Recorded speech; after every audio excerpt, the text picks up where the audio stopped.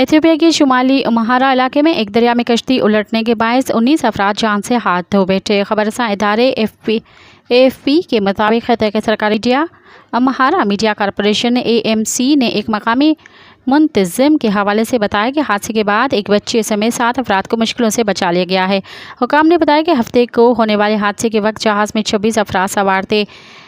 AMC ने कहा कि अब तक सिर्फ 2 अफराद की लाशें बरामद हुई हैं, जबकि रेस्क्यू किए गए लोगों को करीबी अस्पतालों में मुंतकिल कर दिया गया है।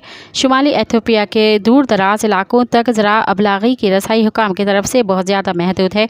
मालूमात अक्सर घंटों बाद मौसूल होती है। मज़ीद ख़बरन ऐं तफ़सीलात लाइ विज़िट कयो असांजी वेबसाइट www.awamiNewsHD.com ऐं ॾिसंदा रहो अवामी न्यूज़ HD।